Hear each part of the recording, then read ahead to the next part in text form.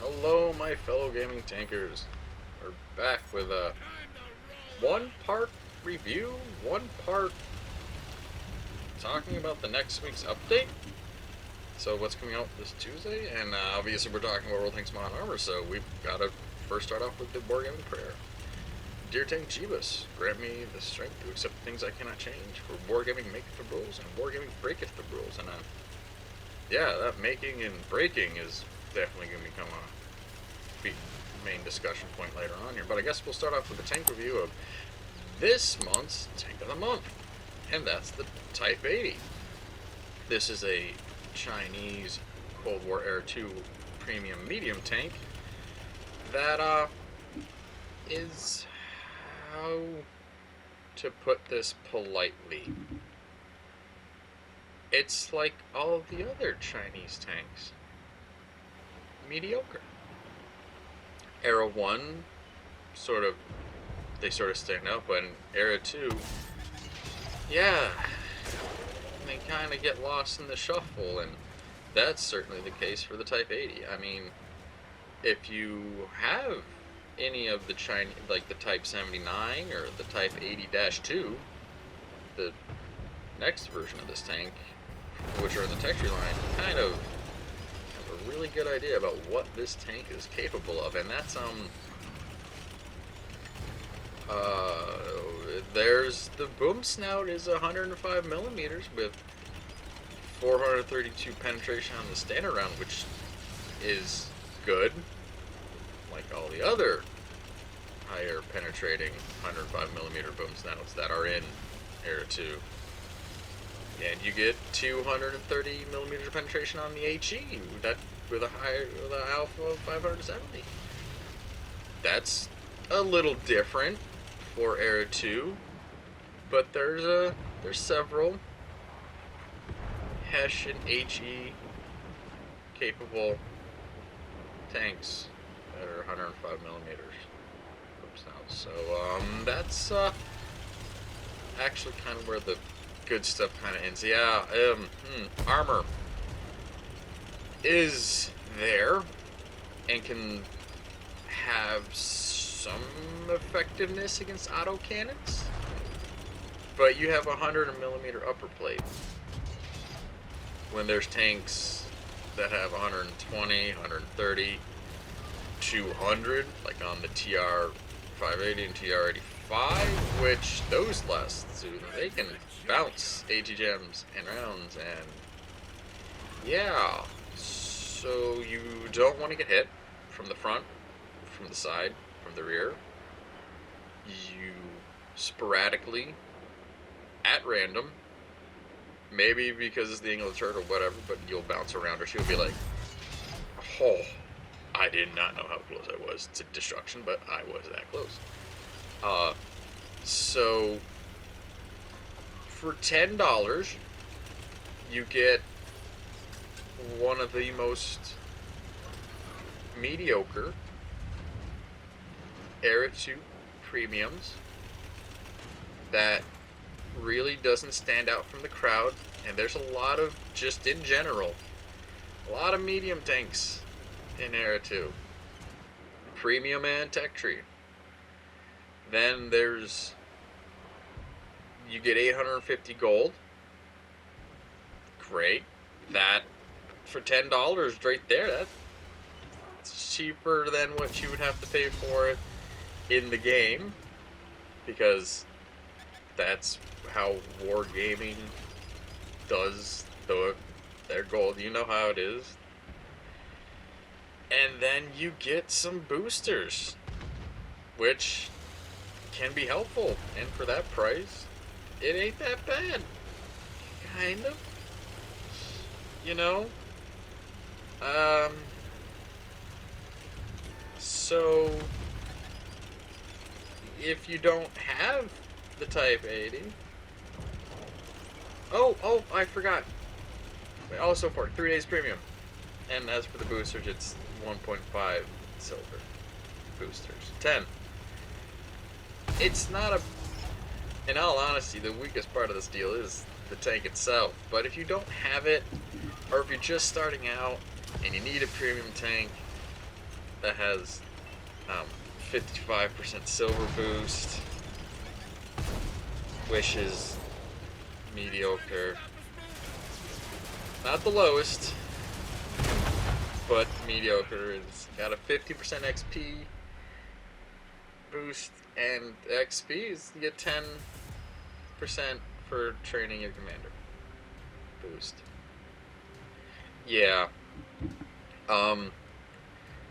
I didn't have the tank, and it's one of the few tanks I don't have in Era 2, so it sort of made sense for me. I guess I'd say consider it, but also consider it because, in my opinion, for a little while here, Wargaming's kind of been addressing some of our issues. I have been one of the ones wanting a team health bar. We just got that. They improved the visual graphics for the missing a commander. It's not just a Shadow Man. And also, they just admitted, as you'll see here, one thing is there has been server connection issues, lags, and most recently, and I've noticed is, as you can see here, the match has started. 3 of my teammates haven't loaded in yet.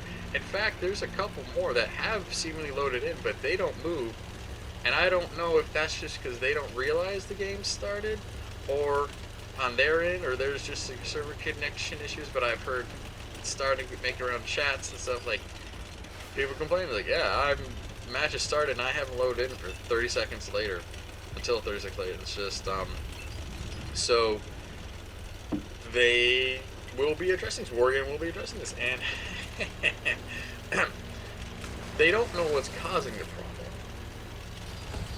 Their main thing is they think it has to do with the maps, so they're going to be adjusting the map rotation. And they'll first be taking out the biggest maps in the game, so this is going to really affect Cold War mode. They'll be taking out Desville, Calbang, Manheim, Red Bank, Hellfire Pass, the World War II version and Cold War, Azure Coast, which I'm currently playing on, Nebelberg, both Cold War and World War II. But to make sure there's still server balance, because that's a decent chunk of, especially the Cold War map being taken out. We'll be getting other maps, but these will be the smaller maps, and this will be a short time. This is only for April 8th to the 15th, because, oh my god, Cold War could not endure any sort of long term with some of these maps. So it's going to be interesting. I will say first thing, for better or worse, we will not be getting Ghost Town in any era.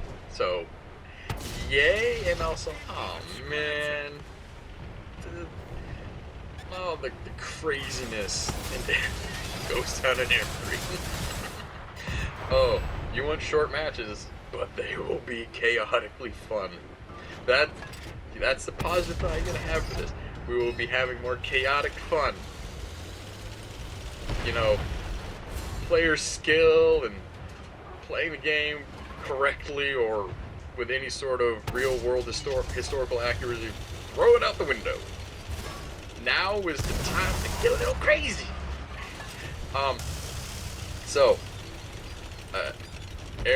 Era 1 will be getting Muravanka and Arctic Region. Those two will be in all eras.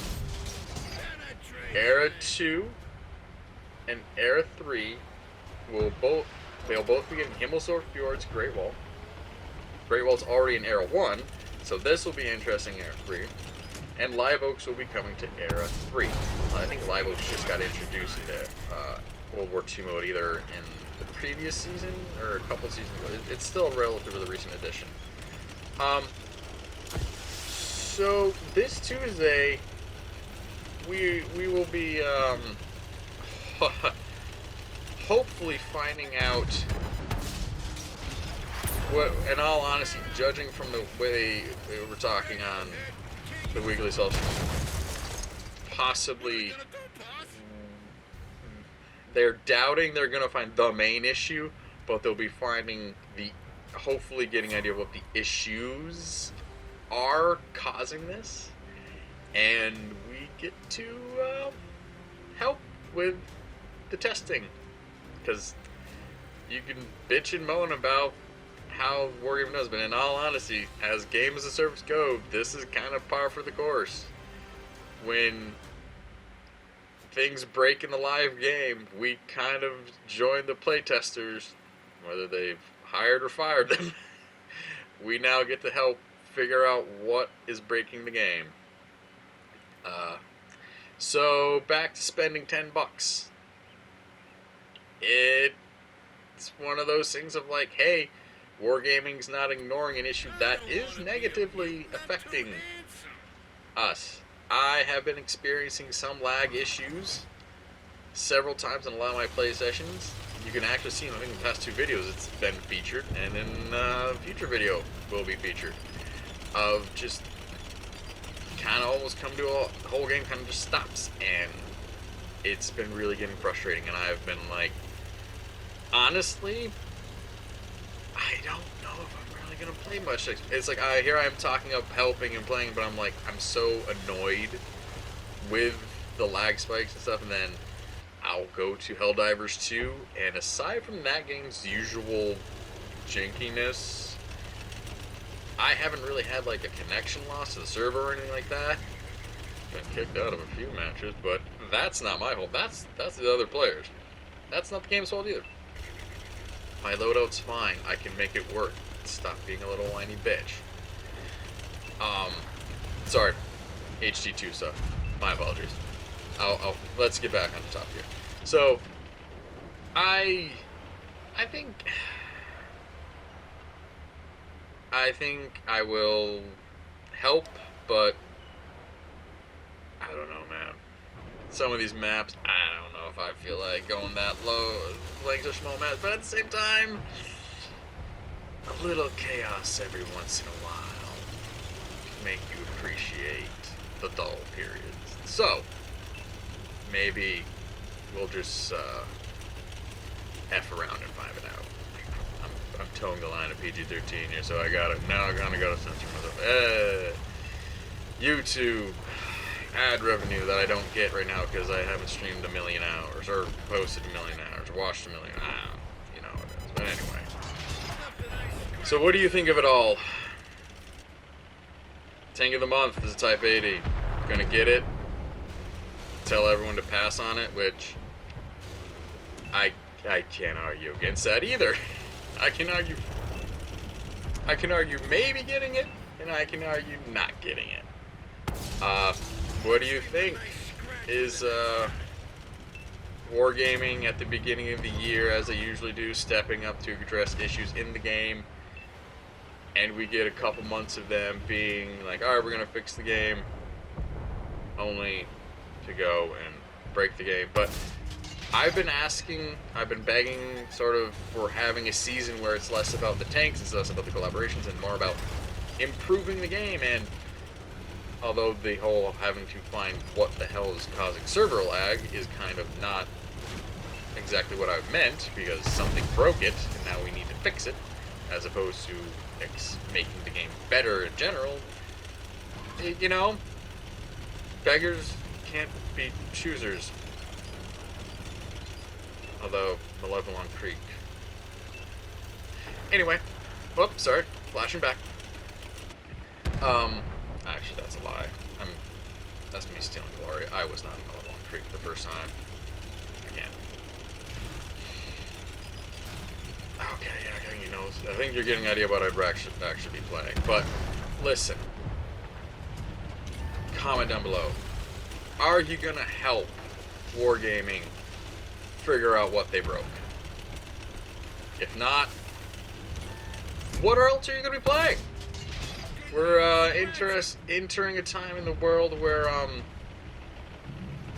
finding ways to escape reality might be necessary. So, video games, for whether they're too expensive or not, at least they're here to help us through. Now, I'm going to let the video keep playing so you can see more of me making the Type 80 work. It's if you get a commander, have a commander with all the perks unlocked, you might be able to show this thing some patience and not utterly hate it. With that said, I hope you keep a traction on the ground. RNG's in your favor. I'll catch you in the next one. Bye.